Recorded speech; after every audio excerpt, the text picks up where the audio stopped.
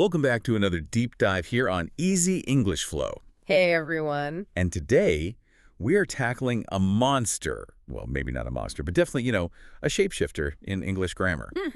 A shapeshifter. I like that. We're looking at habits. We're looking at the psychology of change, the way we see our past selves versus our present selves, and, of course, the specific, really tricky language we use to describe that journey. Exactly. It's a topic that touches on lifestyle, the whole atomic habits idea, and some very, very tricky English grammar. We are going to master what we call the habits triangle. The habits triangle. I Right. love that visual. It already makes it feel simpler. But before we dive in, do yourself a favor.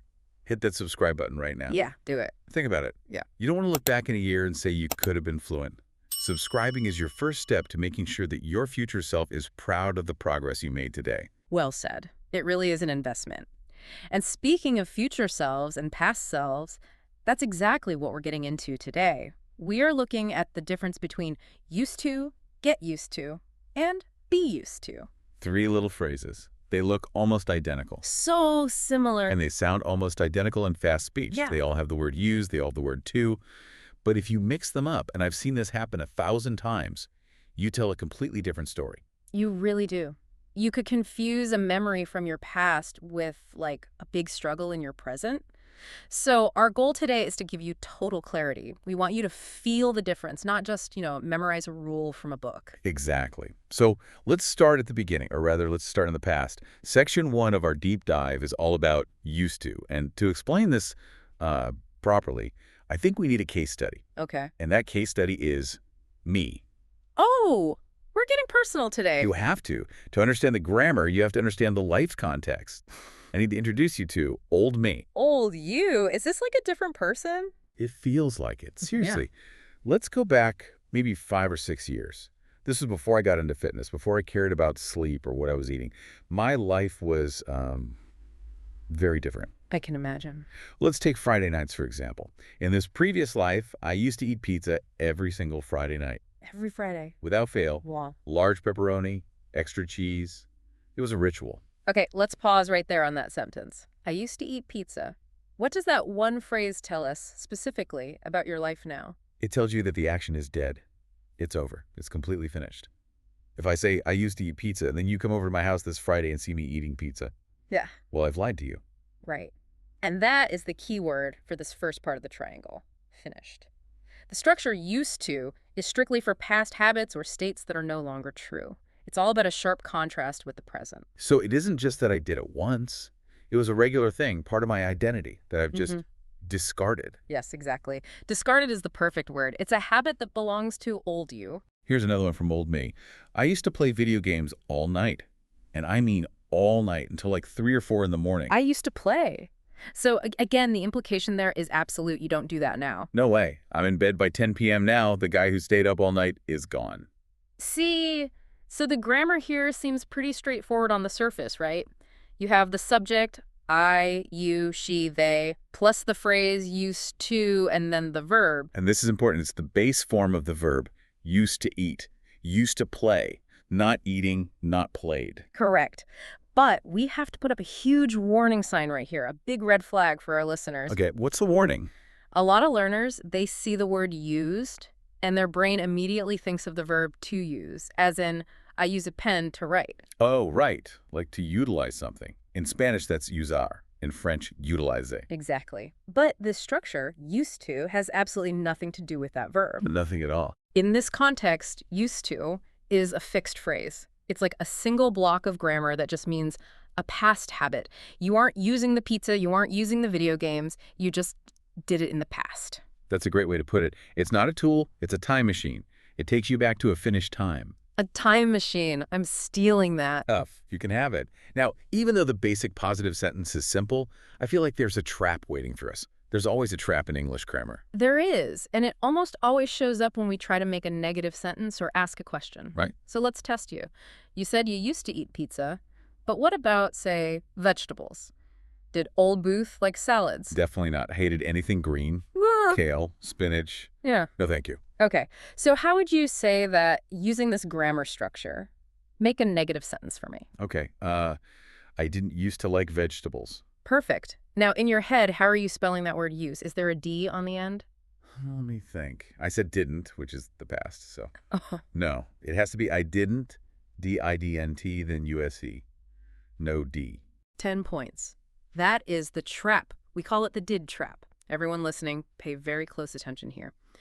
When we make negative sentences or questions in the past tense, we usually need a helper verb, right? Yeah, the auxiliary verb. And that helper is did.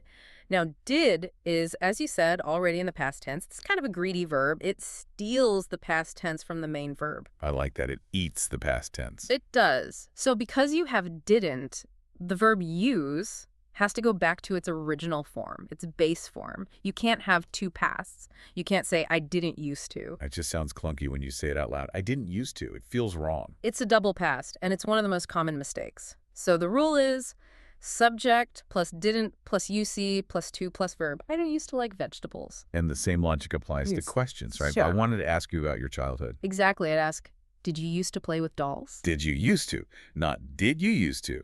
The did ate the D. The did ate the D. Perfect. Okay, I get it. But here's where it gets tricky for your ear, not just your brain. When we write it down, sure, the D disappears. But when we actually say it, honestly, it all sounds the same to me. It really, really does. And that brings us to our big pronunciation tip for this section. Native speakers, we're lazy. We love to connect sounds to speak faster. We call that sound linking. Right. So if you look at the positive sentence, I used to, you have a D sound followed immediately by a T sound. Used to. Mm-hmm. In a normal, fast conversation, we do not pronounce those two sounds separately. We don't say, I used to live here. That sounds like a robot running out of battery. It really does. So we blend them. The D and the T sound, they just merge into one sound. And it comes out sounding like Oh. used to. Used to, like Y-U-S-T-A. I used to live in Brazil. She used to work here. We used to think this was difficult. Exactly. And what's really interesting is this basically applies to the negative form too, doesn't it? I didn't used to.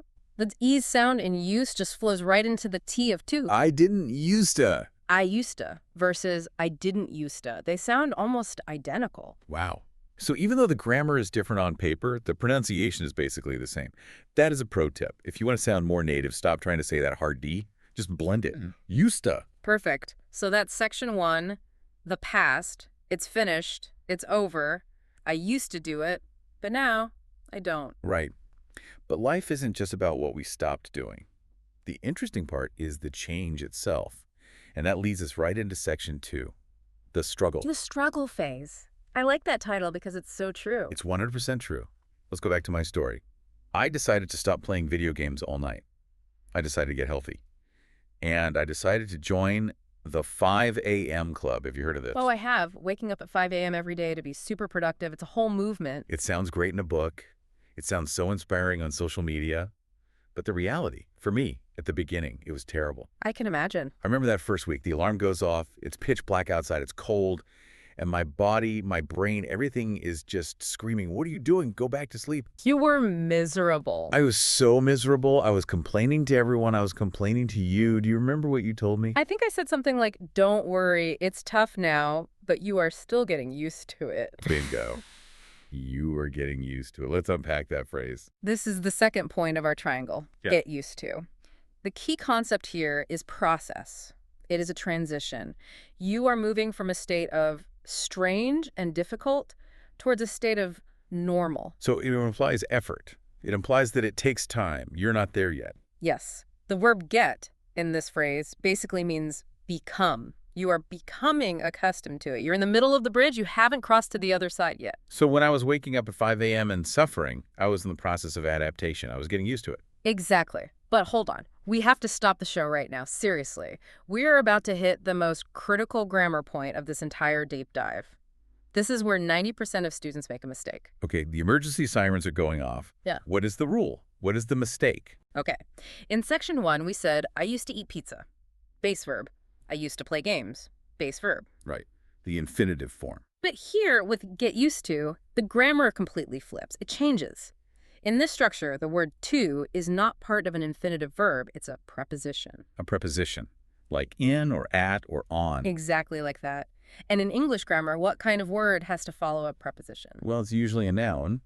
Or if it's a verb, it has to be the ing form, the gerund. Bingo. That's the rule. It is subject plus get used to plus verb ing. You cannot, under any circumstances, say, I am getting used to wake up. It hurts my ears. I am getting used to wake up. Yeah, that sounds so wrong now that you pointed out. It has to be, I am getting used to waking up. Correct. Or another one, he is getting used to eating salads, not eat salads. This is huge. So, to recap, in the first structure, used to, the to is part of the verb to go, to play. But here, the to is a connector word, a preposition, that links to an activity or a thing. Precisely. A really good way to remember this is to think of another common phrase. I'm looking forward to. You would never say, I look forward to see you. No, never. You say, I look forward to seeing you. Same exact logic.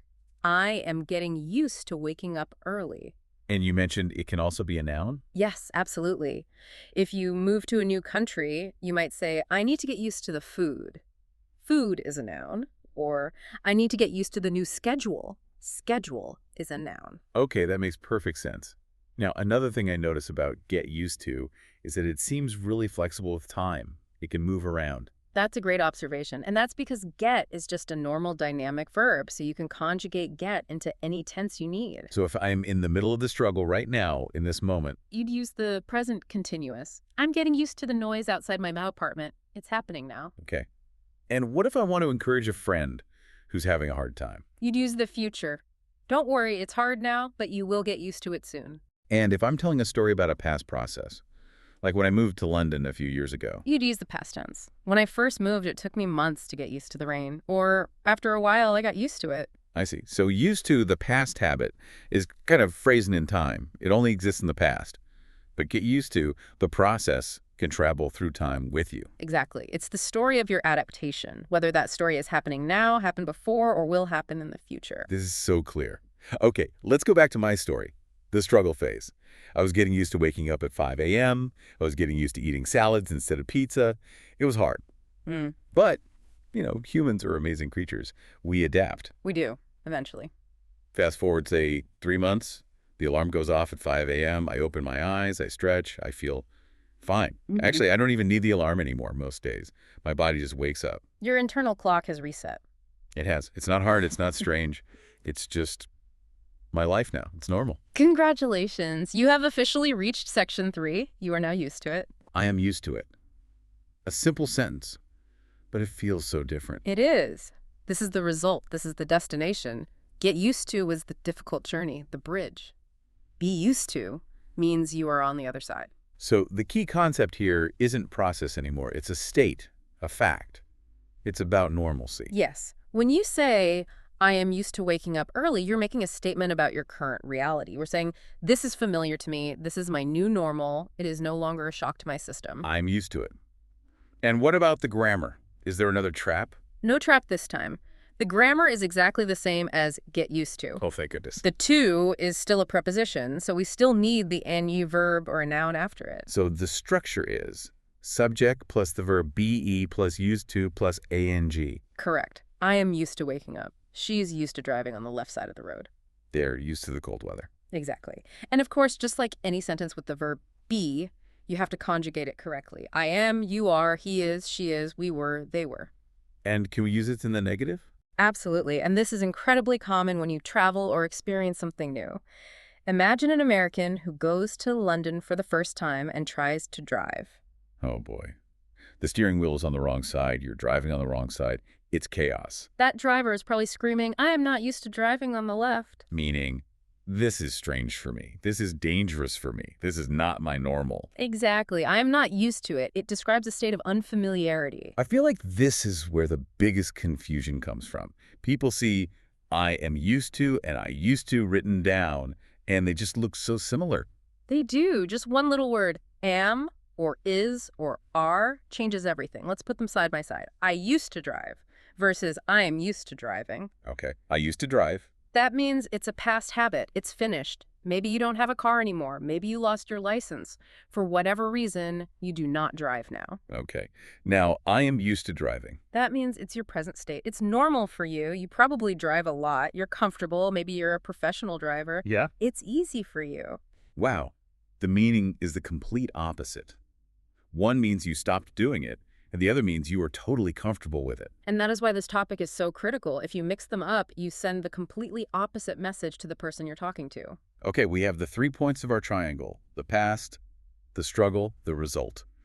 Let's bring them all together in section 4. Mhm. I want to see them side by side in a timeline. Great idea. Let's trace the evolution of a single habit. We can stick with your sleeping schedule because I think everyone can relate to that. Perfect. So stage 1, the past, the dead habit, the old me, You would say, I used to sleep late. meaning I don't do it now, and notice, base verb, sleep. Okay. Stage 2, the process, the struggle. You decide to change your life. It's hard. Then I would say I'm getting used to waking up early. Meaning, it's difficult, but I'm in the middle of adapting. And notice, S-I-N-G verb, waking. And finally, stage 3, the result, the new normal. It's easy now, Now, you say, I am used to waking up early. meaning it's my normal state. It's familiar. And again, notice the ing verb waking. There it is. The habits triangle. Past, process, result. Used to sleep, getting used to waking, am used to waking. I love that. And to make it even easier for everyone listening, we came up with what we call a feeling check. Yes. Because when you're in a real conversation, you don't have time to think about complex grammar rules. But you always know how you feel. So don't search for a rule in a textbook in your head. Just check your feeling. Okay, so feeling number 1, nostalgia, or just a memory. You're looking back at a closed chapter of your life, something that is over. If the feeling is a closed chapter, a memory, you use used to plus base verb. I used to live in Paris. I used to love that band. Feeling number 2, the struggle. You're sweating, you're trying, you're adapting to something new and difficult. If the feeling is effort or change in progress, you use get used to plus ing. I'm still getting used to my new boss. And feeling number 3, comfort. You're relaxed. The situation is normal. It's automatic for you. No stress. If the feeling is comfort or familiarity, you use be used to plus in. As a Canadian, I'm used to the cold. Nostalgia, struggle, comfort. That is a fantastic mental checklist. It just simplifies everything down to the core emotion of what you're trying to communicate. And I have one more little trick to help you remember the big grammar trap, the whole ing versus base verb thing. Ooh, a memory trick. We love these. What is it? It's a little rhyme. Are you ready? I was born ready. Okay, it goes. If it's a habit, cut the ing. If it's a feeling, keep the ring. Ooh, I like that. Let's unpack it. If it's a habit, that means the past habit, or used to cut the ing. Right. No ing, just the base verb, used to go. If it's a feeling, which means the feeling of struggle, get used to, or the feeling of comfort, be used to, keep the ring. The ring is the ing. Exactly. Keep the ring, get used to going, be used to going. If it's a habit, cut the ing. If it's a feeling, keep the ring. Listeners, write that down. Put that on a sticky note on your computer. A sticky note is probably safer than a tattoo. Probably. Okay, we have explained the theory. We have told the stories. We have the feeling checks and the rhymes. But now it's time to put you, our listeners, to the test. It is time for Section 5, the rapid fire quiz. Here's how this is going to work. I am going to say a sentence with a blank space. I want you, at home or wherever you're listening, to say the answer out loud. Decide. Is it used to, get used to, or be used to? And watch out for that, ing. I'll give you a second to think, and then I'll jump in with the correct answer and a quick reason why. Ready? Let's do this. Question number 1. I smoke, but I stopped 5 years ago. Oh. One more time. Hi. I smoke, but I stopped 5 years ago. Okay, the answer is used to. I used to smoke. Why? The key words are I stopped. It is a past habit. It is finished. And notice the verb smoke is the base form. It's a habit, so we cut the ing. Good start. Question number 2. It's hard, but I'm slowly waking up early. It's hard, but I'm slowly waking up early. And the answer is getting used to. I am slowly getting used to waking up early. Why? The key words are it's hard and slowly. This is the feeling of struggle. It's a process. Plus, you see, waking. The ing is right there. It's a feeling, so you keep the ring. Excellent. Question number 3. Don't worry about the noise from the street. I've lived here for 10 years, so I lived here for 10 years. The answer is Yeah. am used to. I am used to it. Why? 10 years. It is definitely not a struggle anymore. It is not new. It is normal. This is the feeling of comfort. Perfect. Last one. This is a negative one, so be careful. She moved to Spain last week, so she eating dinner at 10 p.m. yet. Oh. She moved to Spain last week, so she eating dinner at 10 p.m. yet. Okay, the answer is isn't used to. She isn't used to eating dinner at 10 p.m. yet. Right. Why? It's only been a week. The situation is still strange for her. She has not reached the state of comfort. She is not used to it. How did you do? Did you get all four? If you did, you are officially a master of the habits triangle. And if you missed one or two, don't worry about it. You are just getting used to these rules. Huh. I see what you did there. Very clever. It takes practice. Language learning is a habit itself, isn't it? It really is. And that, I think, brings us to our final thought for today. Change is hard. It doesn't matter if it's quitting pizza, waking up at 5 a.m., or learning a tricky piece of English grammar. Absolutely. You have to get used to studying every day. At first, it's going to feel like a struggle. It will feel like work. But if you keep going, if you push through that process, Eventually, you will be used to speaking fluently. It will just happen. It will feel normal, automatic. that is the goal, to move from the struggle to a state of comfort. So if you used to be confused by these three phrases, hopefully now you are used to how they work. And if you want to make sure you keep improving, make sure you're subscribed. We have so many more of these deep dives coming your way. Thank you so much for hanging out with us on Easy English Flow. Keep practicing, keep the ring if it's a feeling, and we will see you in the next one. Bye, everyone. See ya.